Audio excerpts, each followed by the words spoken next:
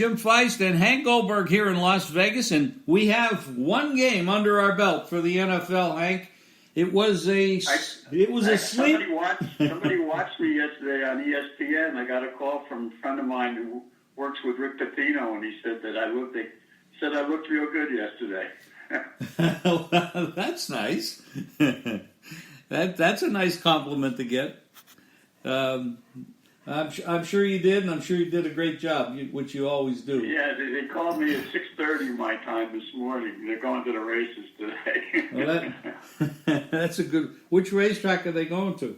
Where are they going? Well, they go to Gulfstream, but today they open up at Belmont. There's some big stakes races at Belmont tomorrow. Oh, that's great. But I haven't looked at the form. I've been really working football. Well, the things that I was impressed about, well, first, the Chicago Bear defense is going to be problematic for everybody. I mean, they are good. And that pass rush is excellent. As long as they stay healthy, there's a lot of quarterbacks that are going to be harassed. But I'll tell you that their offense, and I'm not sure what to blame here. Do you blame the quarterback? Do you blame the offensive line? Do you blame the head coach or the offensive coordinator for calling the plays? I don't blame the head coach, but what's he supposed to do when the receivers drop so many passes? I'll tell you where the problem was. They got penalized a dozen times. I blame the head coach for that, not having them ready, and there's no timing. You got to play these guys a little bit before the season starts. Otherwise, you'll see this in other games this weekend. I mean, they had a half a dozen false starts. That's just lack of preparation, and lack of timing. That's inexcusable, those types of penalties. They had field position on the 40-yard line, and they had 4 straight penalties of 10 yards each. That was the only time they had decent field position throughout much of the game. And how good is their defense? They had the ball. Green Bay had the ball and good field position the whole game, and Chicago stopped them time after time after time. Now, I'll tell you this about Green Bay's defense. They're much better than they were last year. They did look better. Were you? What was your opinion of Trubisky? I didn't think he looked all that bad. I mean, I know. I didn't either. Yeah, you know something? His last pass that he threw, which they blamed him a lot for, the wide receiver. First of all, he missed his tight end, who he always had good rapport with, who did not play. The guys who played in his place were awful. They must have dropped a half a dozen passes between them. And what happened was, the play before he threw the interception in the end zone, he threw a perfect pass to a guy who dropped the ball. And that put pressure on him. If that guy catches that pass, they score on the next play. And it would have been a tie game. That's not Trubisky's fault. That is true. That is very true. But, I remember a couple of years ago, Bill Belichick said the way that the collective bargaining agreement is and the preseason where you don't play many people, it takes about 3 or 4 games to get your team in sync and together and everything working in harmony. And I think we saw that last night. I think for sure. That could be. Drop passes isn't that. That's just bad play on the part of those tight ends. Those tight ends were horrible. And he threw some good balls that were dropped. A lot of them. And he threw under pressure, too. He did. Yeah, there was... and Rodgers, Aaron Rodgers is one of the best there is, and he's great and everything else. You can't say enough about him, but, he could only generate a few points, too. He had one good drive the whole game. Right, they had 213 yards in the game. Yeah, and half of them came on one drive. Exactly. So what do you see coming up this weekend? We got a lot of college. I think you're going to see a lot of teams struggle. The Rams are going into Carolina, and they did not play their guys at all and the entire preseason. I think they're in trouble. Very likely. Yeah, it's good. You could definitely see. Last night they went 44 points under the total. That might mean all these totals might be way too high for week one. Well, I said that on our last podcast. I said that games are going to be low scoring because I had heard some guy talk about overs. One of the guys on one of those handicapping shows said, I'm looking for some high-scoring games. And I said, you know who? I think it was the guy on Fox. I don't even want to say his name. And he talked about how they're going to come out firing. And I said, yeah, good luck with that. That's just stupid. They could come out firing, but if the receivers are dropping the ball, it's not going to make much of a difference. Well, the other thing is, look at all the mistakes. I mean, there were over 20 penalties between both sides. That's just lack of timing, lack of activity, and it's like they're playing their first preseason game. And actually, it was for a lot of these guys that played no snaps. It was, yes, very interesting. I think it could affect Dallas. Yeah, it could affect Dallas. It'll affect everybody. Anybody. I mean, Ezekiel's going to take about 10 snaps. That's all he's going to play, and their offensive line is not in sync at all. And the Giants' defense isn't all that bad. I don't think there's going to be any scoring in that game on either side. Although I'll say this for the Giants, they played their quarterbacks in this preseason. Eli played a lot, and his replacement played a lot. Jones. Yeah. I don't think it's across the board that you'll not see scoring. I expect the Chiefs to be able to score. That their offense is just too much in sync. Well, he always has them ready. Andy Reid always has them ready. But this was one team that held them down last year. They scored 30 points, which was low for them, and Jacksonville's defense did a nice job against them for the most part.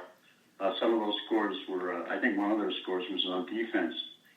But I think Kansas City will be okay. But I wouldn't go over in that game, certainly.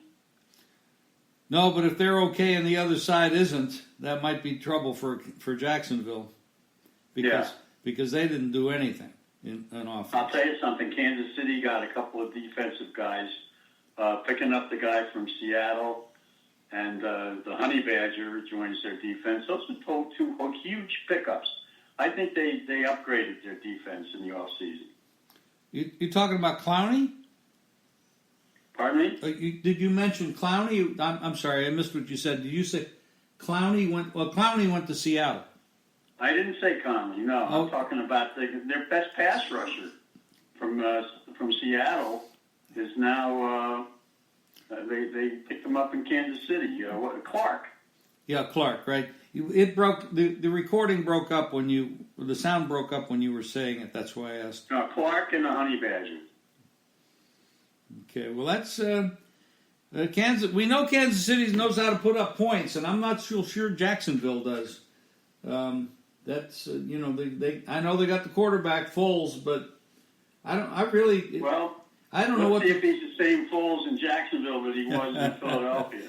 Big difference. There's a lot of difference in talent. There's no question about that. I don't think you're going to see the same Foles, but it still should be an upgrade from Bortles, but I don't think you'll see the same Foles. It's a totally different offense, and it's a totally different way of blocking schemes for that offensive line because Foles is not mobile, and Bortles was running all over the place. And Fournette's got to show up and want to play and put his effort out there, which doesn't always happen. But Seattle did pick up I just said his name again. They picked up an end rusher that's going to really help them. I'm actually thinking Seattle might be the right team in that division out there. No, I don't think so. They may not be as good as San Francisco. Well, they certainly aren't as good as the Rams. The Rams have a tremendous defense, and they have the they had the second highest scoring offense last year. I think they were second or first in every offensive category. Seattle doesn't have enough, and they're very dependent on the quarterback. Well, we will see if there's any regression from the Rams. But they have a tough game this week going up to Carolina. Super Bowl loser on the road, favored. I think the quarterback is very good. I think the Rams will be fine. They just got to, they just have to get into football shape, game shape.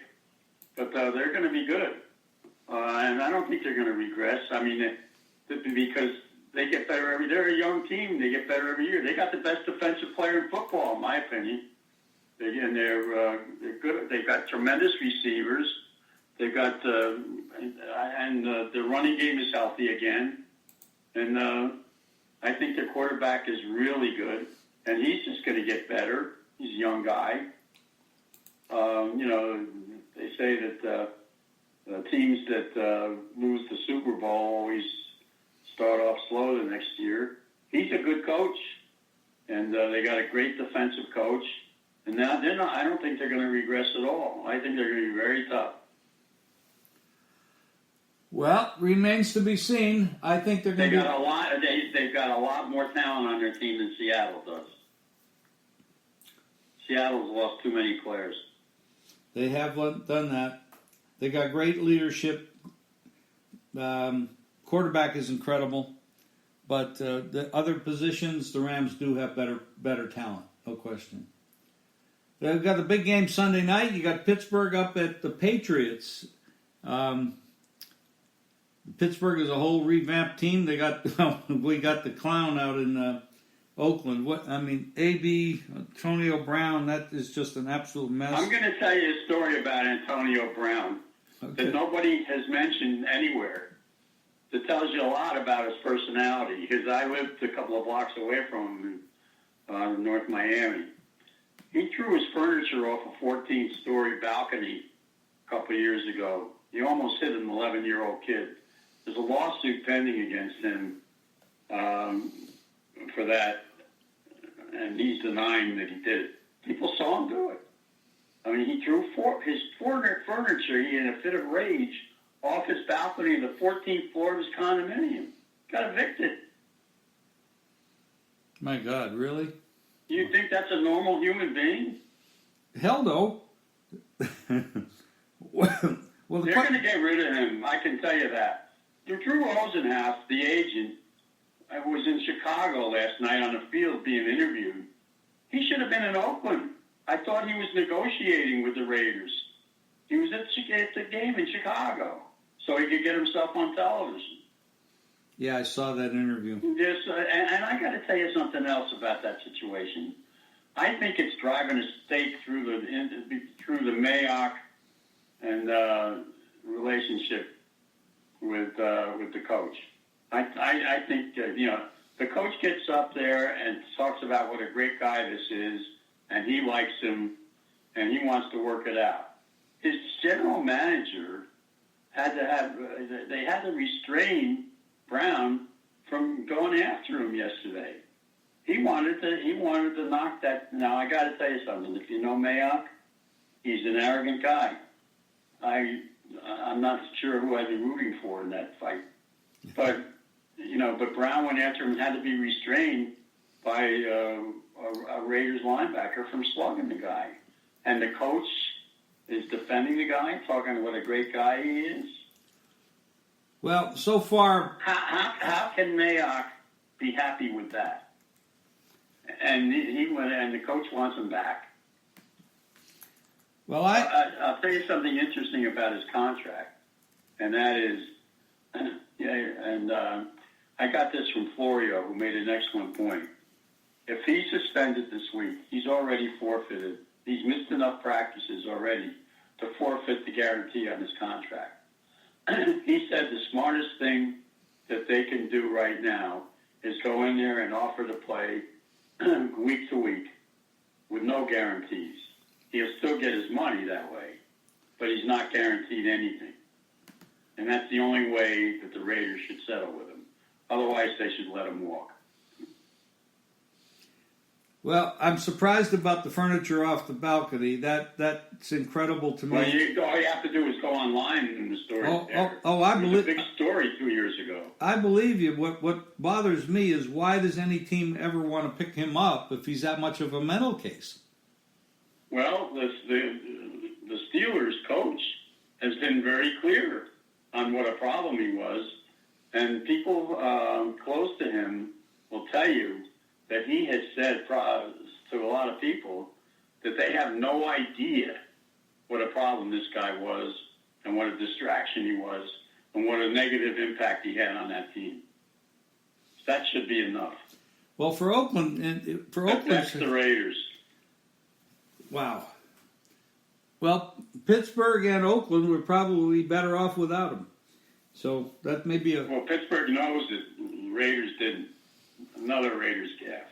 Well, I have not been very impressed with John Gruden since he got hired there. I don't think he's made one good move, but that's just my opinion. What do I know? That story, by the way, happened in 2018, and it got national. It was a national story about him.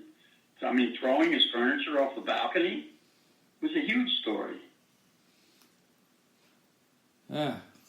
I will be looking it up when I get off the line here, but I didn't. Not hard to find. Yeah, Antonio Brown. What a guy. Okay, anything else? The case is still pending. Oh, I believe it. Yeah, and he'll probably. Well, it's funny they didn't put him in jail. They did. Oh, they did. I just totally missed that. Well, I guess if you're a super athlete, you can walk the streets no matter what you do. But happened in October during the season. You all set for the contest? The contest here in Vegas? I got my picks in yesterday. Oh, good. Okay. Good luck this year. Thank you. I don't know, how many entries do they have in the Westgate? I don't know. I didn't ask them. There's a lot. I think they're going to have over 4,000. Oh, wow. Well, the best of luck. I know you got very close 2 years ago. You almost did it. So this is another year, and I think you'll do very well. Anything else before we close out today, Hank? No, that's enough. Okay. We got a lot of college football games out this weekend. Some real good matchups. We're going to be real excited about those, and I think they already started scoring in the Nebraska Colorado game. I get it.